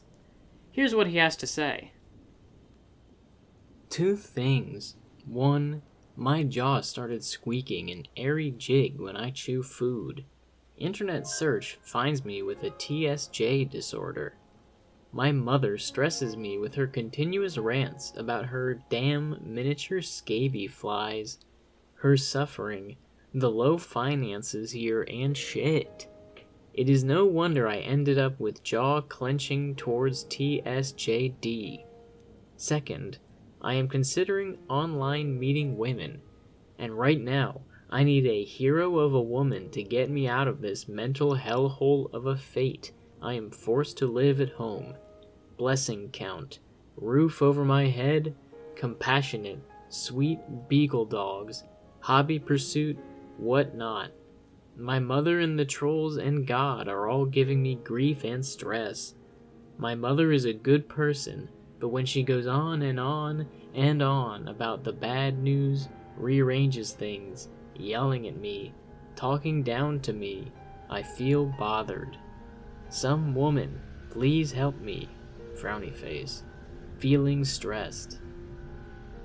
He later received an email from a troll pretending to be one of his high school classmates, Rebecca Bentley, trying to make him take this more seriously, which would prompt a short exchange between them.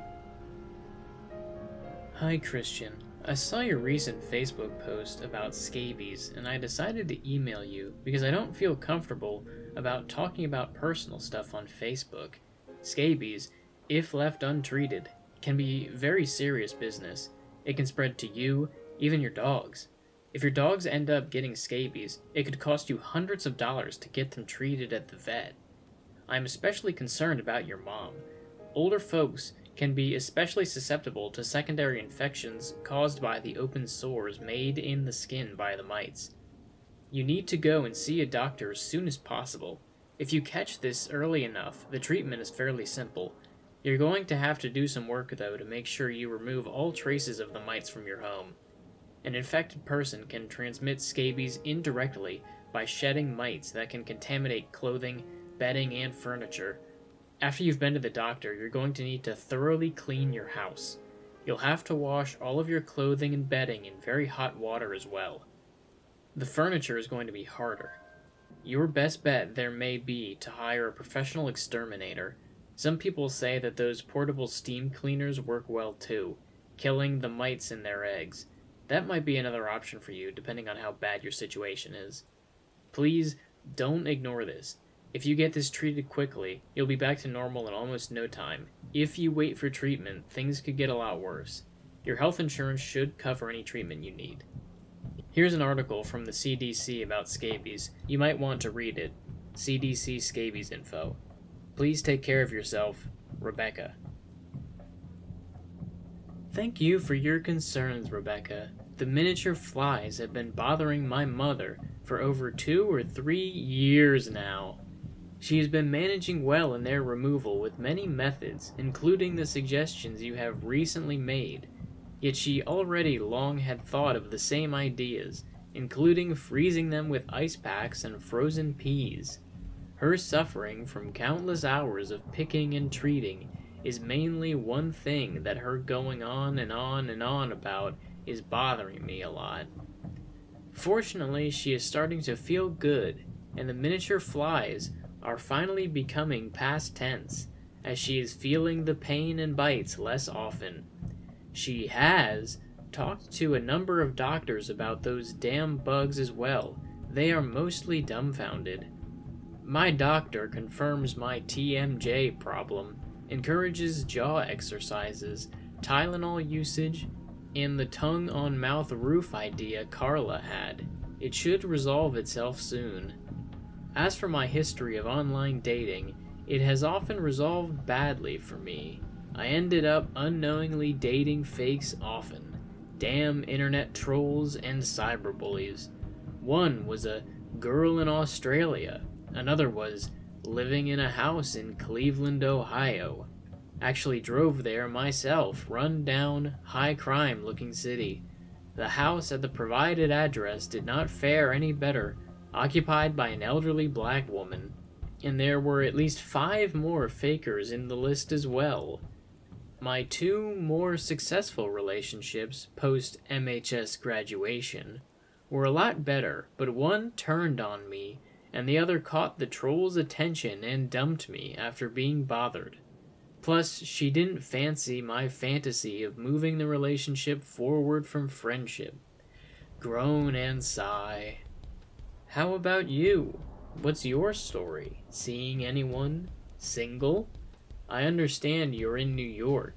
How has the city recovered after Sandy? Also, my half-brother, Joseph Cole Smithy, lives in NYC as well, with his wife and his movie reviewing job, colesmithy.com. I have tried time and again to get him to come down here, visit our biological mother, show her some love, and settle his warped perceptions and disputes against her. Sadly, he does not reply. I feel pity towards him, because he has been missing out on time with her. And seriously, he should be supporting her after all of the sacrifices she has made for him. But I digress. I am a Cinderella and Rapunzel, trapped with the moral obligations and stress of caretaking and guarding of my small family, and often being stuck forcedly due to financial problems and paranoia of the terrible people, causing me nightmares at times with school bus trips resulting in driving off the high freeway edges, flying to dive towards a cliff, water, another road, or whatever. I am troubled emotionally and mentally, and I desperately, but still picky, require my destined ... God continues to mock me by not letting me have her in my life, or not for long or ever. Sweetheart to be, to see me long after the eventualities.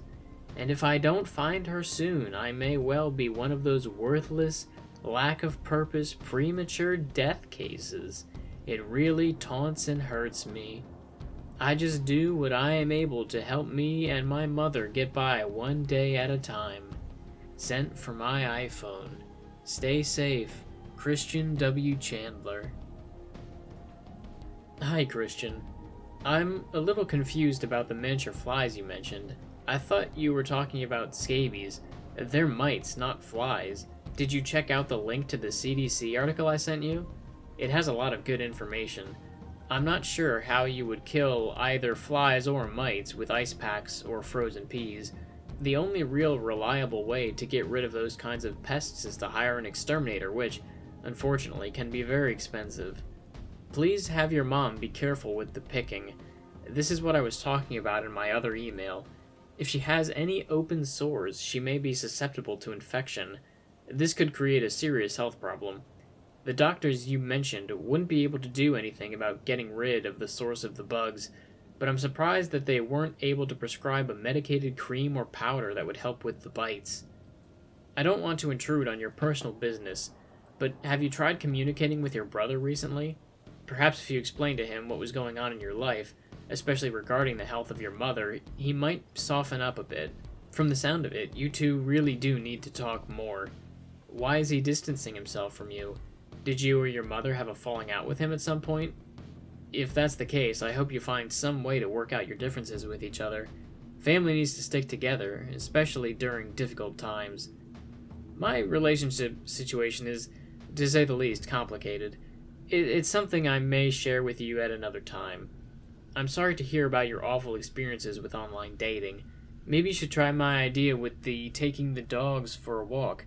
It's a lot less risky, and you'll be able to actually see and interact with real women, not people hiding behind keyboards. I hope things start getting better for you soon. Rebecca.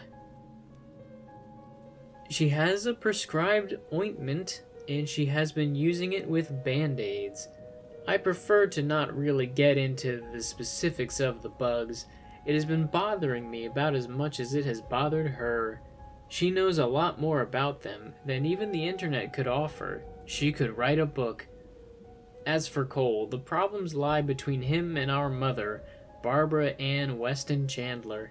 She has suffered head trauma and hip problems throughout his life.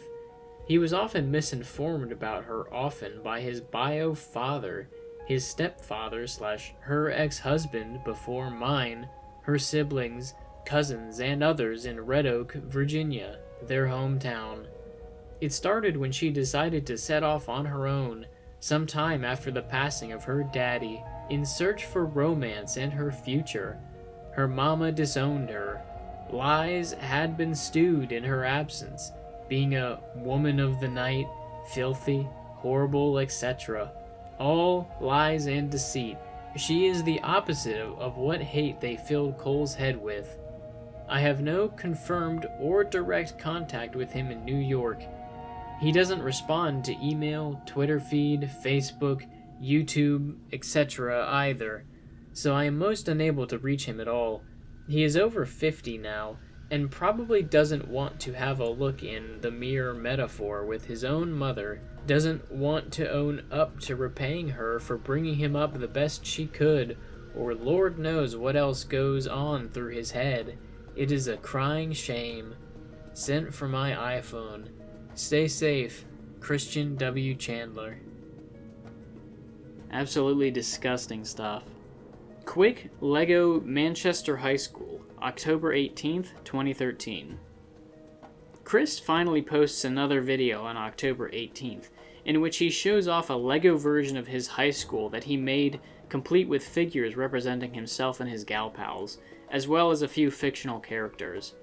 The video is filmed inside of a local McDonald's, and the camera is held by Rocky Shoemaker. The gal pal email. On October 30th, Chris is forwarded an email supposedly written by one of his high school gal pals, Sarah Ann Bevel, that reveals some horrifying information about his high school experience. A lot of us were surprised, even shocked, to see how much Christian had changed from the way we remembered him in high school. He was just this awkward, slightly odd, shy kid back then. A lot of the special ed kids got picked on, but for some reason, Christian seemed to get it much worse than the others. And I let Christian hang out with us mainly because we felt sorry for him. He sort of latched onto us, like he expected us to protect him. He was like a lost little boy. Sometimes I think he saw us as sort of mother figures, which seems a little creepy now, but Christian seemed harmless enough back then, and we didn't mind him hanging out with us. As far as socializing goes, we didn't really hang with him outside of school, except for the time we went to his 18th birthday party. And weren't so much friends of Christian's as they were his protectors. Some kids used to mess with him and steal his stuff. These kids were constantly teasing Christian and picking on him, doing whatever they could to get some kind of reaction out of him. Mostly Christian just cried or ran away. I don't think I can remember a time he tried to stand up to the bullies. He seemed to prefer to have other people do that for him. No, I don't really follow Christian's activity on Facebook. I'm actually not on his friends list, for reasons I'd rather not discuss with someone I don't really know that well, no offense. I know a lot of the people that are on his friends list, and they mostly ignore him. He's basically background noise. The only time they really notice his posts is when he tags them. Some of the stuff he posts is kind of bizarre and disturbing, which is the main reason why I decided I don't want to have any contact with him. I'm also really creeped out that he's still obsessed with and he's actively looking for her. She is well aware of this, and she's taken steps to make sure that she's very hard, if not impossible, to find. Yes, I've been in touch with her, but I don't feel that I have her permission to pass along her contact information. I'll pass along your email address though, if that's okay. That way, she can contact you if she wants to. A lot of people became friends with Christian because of their reunion, and also because a lot of them still felt sorry for him. Some people are having second thoughts though, after seeing that awful picture he drew of his friend. A lot of people stopped feeling sorry for him, and started ignoring him after they saw that. I was shocked that he could draw something so gross and depraved. The thumbs up sign really pissed me off for some reason. The whole thing was very sexist, disrespectful, and above all, damn creepy. I have my suspicions about who may have leaked Christian's Facebook posts, but I'd rather not say because I don't want to be involved in this. Christian accused this person of leaking the full list of classmates from our graduating class. Christian contacted some of his MHS friends and tried to make trouble. He told them to give this guy a hard time for what he did. His friends weren't amused. Anyway, I don't think Christian has anything to worry about. He's not friends with this guy anymore. It should be noted that this email did not come from Sarah herself and is written by a troll known as Thetan. However, in a Q&A session he held in 2015, he had this to say regarding the email. Yeah, that was quoted from an actual email and is genuine. Pretty much everything else is fake. I did speak via email with a couple of the gal pals, and I based my interactions with Chris on those conversations. I framed things a lot differently though. I didn't mince words or beat around the bush. I called Chris on his bullshit. The gal pals were always very diplomatic in their responses to my questions regarding Chris. Basically, the gal pals did something nice for the special kid when they were in high school, and now they just want to get on with their lives. They have no interest in having any kind of relationship with Chris. So, according to him, he genuinely did have some correspondence with Chris's former gal pals, and a lot of what was said in the email was accurate, if exaggerated slightly, but we don't know for sure what has and hasn't been tampered with, so just keep that in mind. After being exposed to this, Chris would make the following Facebook post. I had long thought I was liked genuinely as a person in Manchester High School by my closest gal pals and everyone else. Now I am shocked to hear that everyone was my friend because they felt sorry for me. Let me share a couple of recent emails from one of my friends. I am not doing this to be mean, cruel, or bad, but it really hurts me emotionally. Once again, not to be mean, cruel, or bad. I did not mean to sound cruel. I had thought you all were my friends for the sake of friendship, not for pity. Really? You all thought of me as weak from first and outside impressions? For your information, I was not picked on as much as I am interpreting your exaggeration. If I was picked on as much as stated, I would have had wedgies. I would have been pestered in the locker room. I would have been shoved into a locker, etc. And none of those things have ever happened to me at all. I never expected any protection from anyone, and I looked up to you all as my friends, never like mothers. Oh my God. I had no preference to anyone doing anything for me. I did a lot of things for myself, including my homework. I was consistently on honor roll. Forgive me if my posts were not being considered normal to you, but my life is what it is, and I am usually honest about details. Nobody is happy or mentally sound 24/7, 365.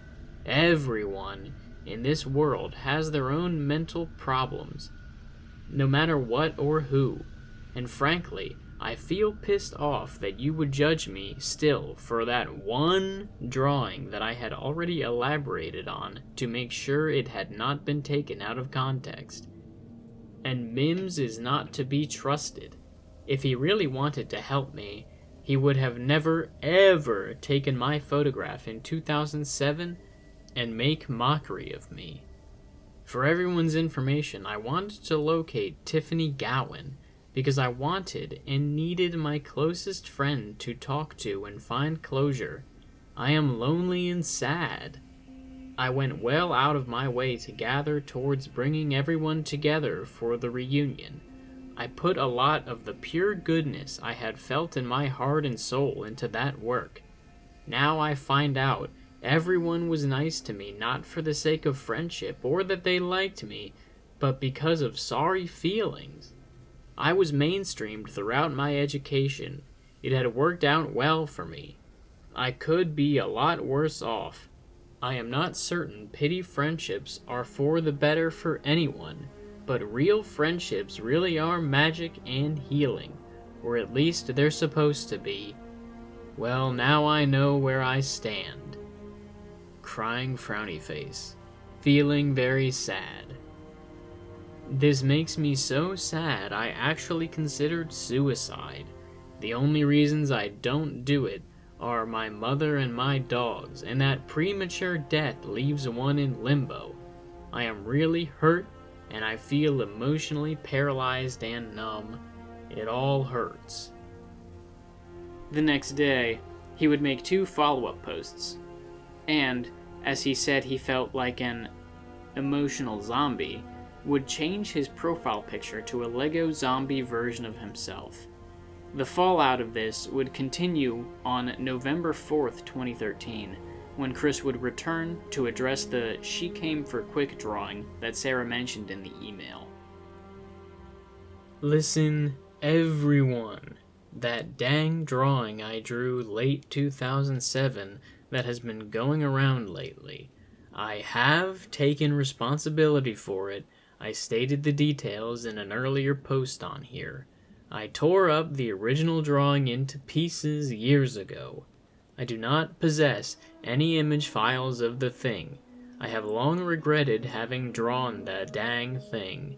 A lot of people draw/sculpt and have drawn/sculpted naked people and those having sex play. I have not drawn anything of the sort for years, and I do not intend to draw such again. Please stop giving me grief and hatred about it. My old friends, let us go back to being friends, and let us all move on with our lives. I fully forgive Megan Schroeder, Michael Snyder, and Mary Lee Walsh for all their misdeeds against me. I sincerely and deeply apologize to Megan Schroeder and everyone else who saw the drawing, forever drawing and forever wishfully thinking that way, and to quote Pat Benatar, I hate myself for ever loving you, Megan. 9/11 again. A troll pretending to be one of Chris's high school classmates would email him on November 12th, taking issue with the Twin Falling Towers video he made back when he was threatening Clyde Cash. Here's what he had to say. Christian, someone sent me a video that shows you mocking the World Trade Center attacks of September 11th, 2001. Before you start, I don't care if you think the person who sent me this was a troll. What concerns me is that you made a video mocking the worst terrorist attack on U.S. soil and a national tragedy. You're already on thin ice as it is with a lot of people over that rape fantasy porn you drew of your former friend. Nobody's buying your apology. You claim to be sorry for what you did to this woman, and yet you put her in detention in your Leo High School video. Yes, I saw the video. A lot of us did, whether we wanted to or not. Pestering people with private messages isn't going to endear you to anyone. People are having just as bad, if not a worse reaction to your 9/11 video. What is the matter with you that you could do something like this? You do know that there are MHS alumni who are or have been in the military, and or have families or friends that are in the military. How do you think watching that video made them feel? Didn't your father serve in the military? By all accounts, he was a good, hard-working, patriotic American. How do you think that video would have made him feel? I was especially upset to view this video today, Veterans Day. Each time I consider giving you a second chance, I learn something about you that is even more disturbing than the things I already knew. If you want to have, and keep, friends, you're going to have to get your act together. I don't know how many other people have seen your 9/11 video. It was actually another MHS person sent it to me. You might want to start thinking about how you're going to explain yourself. Chris would reply the same day, and while responding, would also talk about his feelings regarding his recent revelations about his gal pals. I had no intention of making any sort of mockery of the 9/11 events. I do not recollect the specific details of the video at this moment. I have a lot of missing links in my brain from the autism. My heart still continues to hurt from the recent truths Sarah Bevel stated about how her friendship for me was pity-based, and how she and Tiffany would never want a thing to do with me. My closest gal pals. I am, in general, a good person, regardless of what Daniel Mims, Lucas White, the Trolls, and everyone else who before a couple of months ago had long hated me for the sake of hatred. I am most unable to get any act together because I have some ADD and OCD in my brain. It becomes difficult for me to concentrate one thing for an extended amount of time, unless I really think hard about it. I am not a smoker. I have not had any alcohol in months. I am on prescribed anxiety and blood pressure medications. My father has been dead. My mother drives me crazy sometimes. I have my responsible obligations at home. I am very lonely.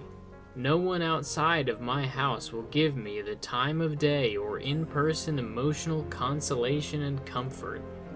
And you and everyone else want to judge me based on impulsive stuff I made during the bunch of years I was being bullied in attempts to get even with them, getting the websites down, and so I can find emotional peace, even though they are considered shooting myself in the foot moves. God damn it all. Sent from my iPhone. Stay safe, Christian W. Chandler. Pain, enduring since October 29th, 2013. This is a poem and a drawing that Chris posted on Facebook on November 19th. Again, its contents relate to his ongoing heartache and rage at his former gal pals. It reads as follows. Pain enduring since October 29th, 2013. My heart, lost of past true friendships and the theoretical love from it. Ironed front flat and steel plated / bolted to keep it flat. Constantly bleeding love and emotions lost, bruising to constant heart pain and ache, with caving in of the breast, chest space in front of it, irreparable, caused by the hurtfulest truth of close high school gal pal, hired help, Sarah Bevel, total adult, condescending bitch. As you can see, he's really not taking this well, and he's obviously very angry at the girls for their pity and trying to be nice to him. Tour of Chris's house 2. On December 11th, 2013, Alec Benson Leary would leak a video of Chris providing a more recent tour of his house. How he got the footage and why it was recorded is unclear, but we can see that things have somehow gotten worse since the last tour, which was back in March 2009.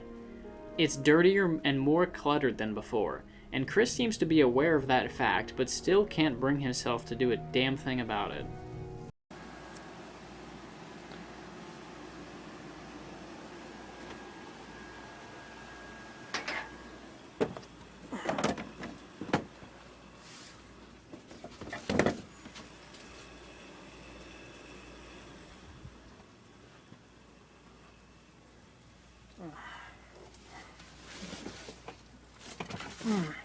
What you just seen was the living room that pretty much my mom and I are in.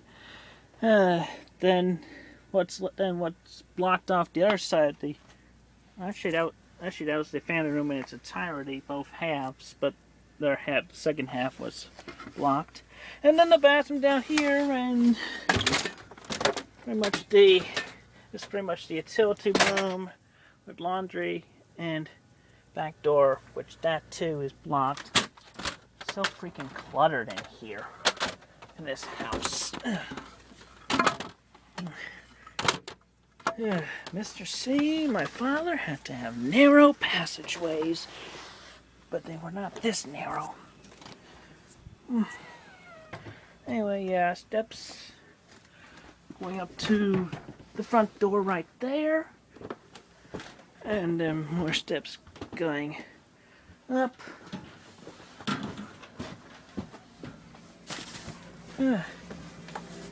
Kitchen, very much locked off all over, with the Resident Evil refrigerator right there. I use the term Resident Evil because in Japan, Resident Evil video game is called Biohazard. Yeah, the one I cleaned recently. That's as much of the living room as you can see above this block, which essentially consists of 2 couches, hardly been used. But way through this narrow hallway, upstairs bathroom with bathtub and shower. Pretty much hasn't changed since the trolls first saw it. And this is my room, obviously. A lot more cleaner than it is now. A lot more cleaner than the rest of the house, actually, right now. Couch under that pile. I'll make the bed shortly after. Anyway, that's pretty much the inside of the house. I guess I better show you the outside as well. Me. Dough. Dropping everything. So crowded in here.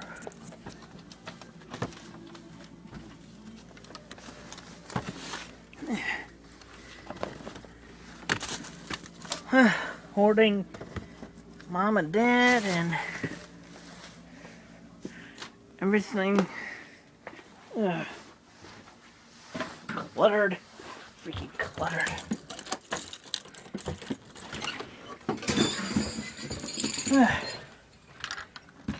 Nice camper. Yep, and we just exit the front of the house to the front yard. And there's an accessible portion of the daylily garden. Essentially in front of the house. Yeah, I think the front yard is more cluttered than the backyard. There's garden shed. Pretty much not using that nowadays. My father liked to spend time in there. Yeah, trees, clearing up the gardens, and driveway. More daily garden patch, vehicles, and you saw the pen in the backyard earlier. Okay, so that's pretty much Vista. Oh, actually, there's one room I missed. One room I missed.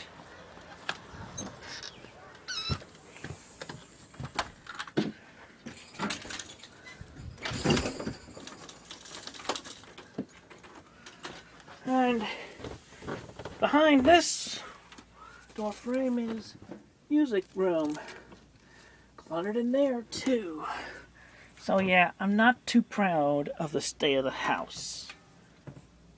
Okay, so that's pretty much everything right now. Self-help. On December 15th, Rebecca would send Chris an email asking why his standards for women were so high and trying to give him a bit of advice on how he could improve himself. The following day, he would respond, giving a myriad of reasons as to why he could not do what she suggested, and complaining some more. I have tried a social group before, but that was not much help to me. Plus, currently, I don't read as many books as I used to. I'm on a TLDR, too long didn't read, mindset, because unless I have the energy to really concentrate, I can't really grasp it. Anything self-help, I have tried videos as well. It is too long a transition between viewing it, trying to absorb it, my mental threads going askew, and any next time out of the house.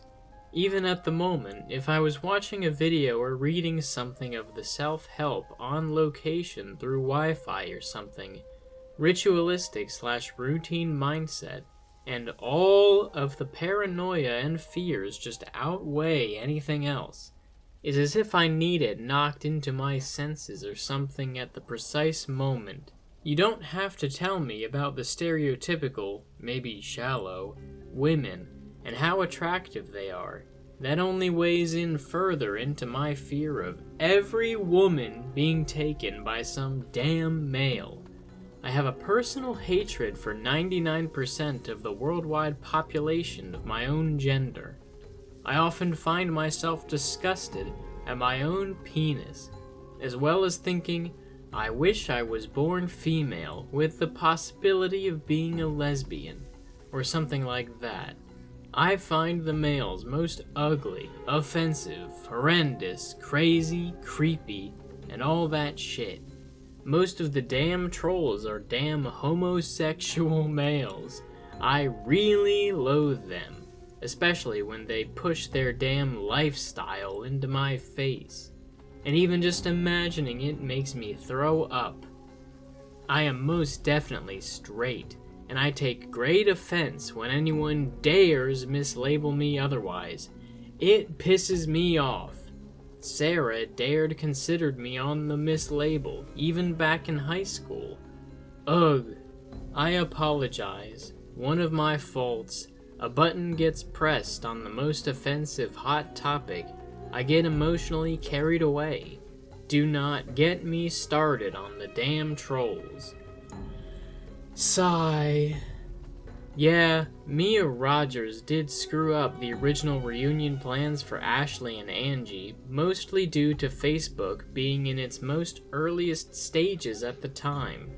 I was happy to help this time last August after watching Equestria Girls and building the first high school Lego set.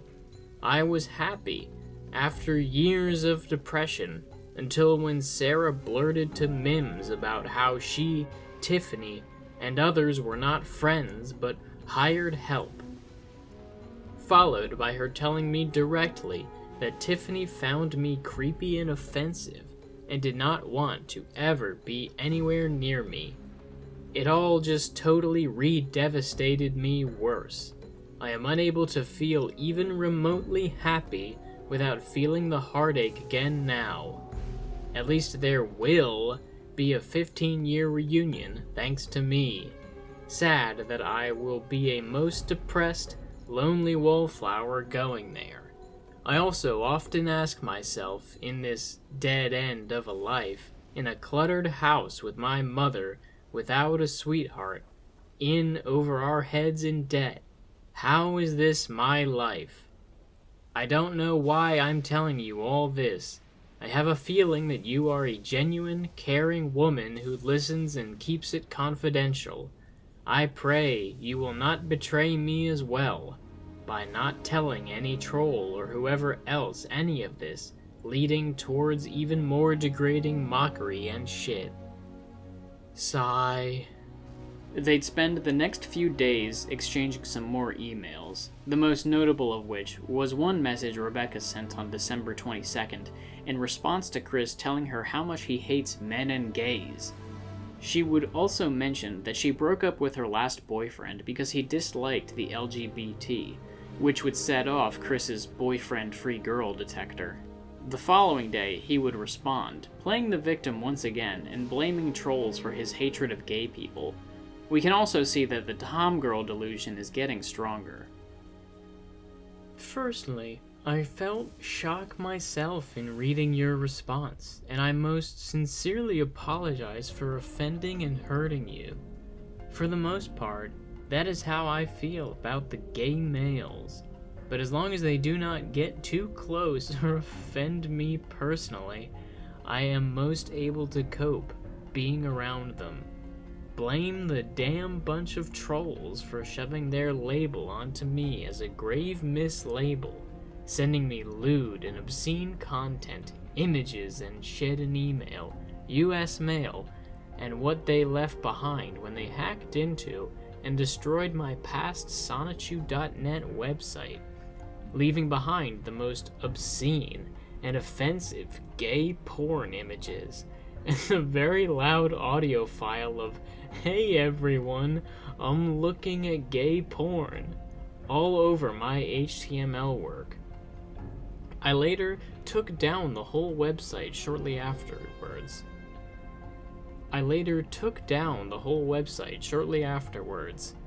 Ugh. Just totally offended, majorly grossed, scared the shit, and made me feel most like throwing up all over and dying. I really hate having to think about that travesty and nightmare all over again. I have no personal offense or beef against lesbians, bisexuals, or transgenders. If you consider cross-dressing a tranny act, then I guess you may count me as one there. Seriously, if I could do it more often, I would. My mother hates seeing me in a skirt a lot, and I have a lot of stress and emotional devastation as it is. But after consideration, with the gender change operations, I would never want to date or anything like that with any of those trannies. Anna McLaren, my friend, she is a lesbian. Since after graduation, I had been emotionally falling downhill for years, and the trollings and cyberbullyings against me since November 2007 just took the whole freaking cake, and now, when I was feeling better after last August, October 29th, Sarah Bevel just totally re-destroyed me after Daniel Mims, the most bastard devil I have ever had the displeasure of knowing in person, the individual who planted the first photographic seed against me anywhere online, that a week later just started the domino effect that would have me overreacting to everything they have stated against me. Sarah re-destroyed me with what she said in her email, which I will forward to you shortly. If I had already forwarded it to you, you don't have to read it again. Just the whole ripped my heart out, tossed it against a wall, bolted a steel plate on the flat side of my heart, leaving bleeding emotions. It still constantly hurts, and I find it even more difficult to smile or enjoy much towards even a remotely emotional recovery. I also really miss my father. He died September 6, 2011, 2 midnights and 15 minutes after his 84th birthday. After graduation, I lost most to all of my ability to socialize, and it gradually worsened as the years passed. And all throughout I lacked total self-esteem, self-confidence, and whatnot.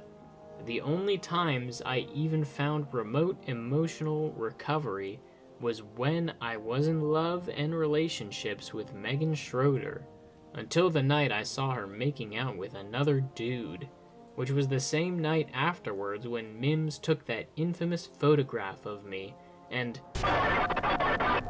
up until when she broke up with me. And I was neutral between the in and out theoretical relationships on the internet. So my heart was volleying back and forth with lots of heartbreaks and heartaches for a few years, with all of the most offensive videos that I was tricked, conned, blackmailed, etc. into doing since November 2007 until a few years ago. And when you take into account being constantly ignored and considered background art by everyone in public, and most of our classmates now, I feel like a ghost with pain, heartache, misery, loneliness, and mild appreciation for my family being the only emotions I have left. It hurts me a lot of the time. Sigh. And even worse, with me and my mother being poor and just getting by, it all weighs heavily on my conscience daily. I need real, sincere help from real friends who can actually be here for me in person, instead of scattered miles away every which way. Stay safe and well, Christian W. Chandler. House fire. On January 10th, 2014, a senseless and totally preventable disaster would occur at the Chandler house. Many were surprised it had taken this long to happen. Greene County investigators are looking into the cause of a house fire early this morning. It started at about 3 o'clock this morning at a home on Branchland Court. That's in the southern part of the county. We're told the fire started in a first-floor bathroom, but got quickly out of control and eventually shot through the roof.